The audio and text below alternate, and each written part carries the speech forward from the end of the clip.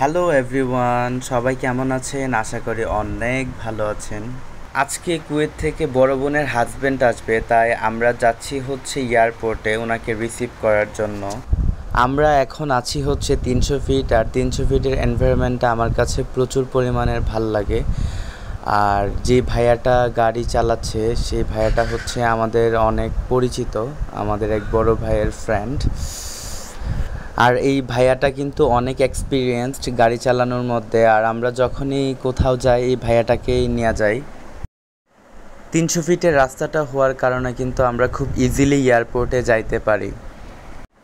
আর 300 ফিটের গাড়ির স্পিড কিন্তু একদমই বোঝা যায় না। এখন ভাইয়া চালাচ্ছে হচ্ছে 100-র উপরে টান গাড়ির স্পিড আর কি, কিন্তু বোঝা যাচ্ছে না, বাইরের আওয়াজ একদমই আসে না। কিন্তু যখন আমি ভিডিও করতেছিলাম আমি মোবাইলটা ধরে রাখতে পারতেছিলাম না, প্রচুর পরিমাণে লাফাচ্ছিল ফোনটা। আর এদিকে আমার বড় বোন বলতেছিল ওনাকে ভিডিও করে দেওয়ার জন্য, ওনার ইউটিউব চ্যানেলে দেওয়ার জন্য আর কি। পরে আমি বলতেছিলাম যে আগে আমার ভিডিওটা করে নেই, তারপরে তোমাকে ভিডিও করে দিব না। যদিও আমি পুরো ভিডিওটা করে নাই, আমার বড় বোনের চ্যানেলের মধ্যে আইটি ব্লগ নামে যেই চ্যানেলটা, ওইটার মধ্যে পুরো ভিডিওটা আপলোড করা হয়েছে। আর আজকের ওয়েদারটা মেঘাচ্ছন্ন হওয়ায় অনেক ভালো লাগছে।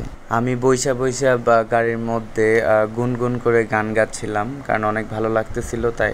আমি পারিনি তোমাকে আপন করে রাখতে, আমি পারিনি তোমাকে আবার আমার করে রাখতে।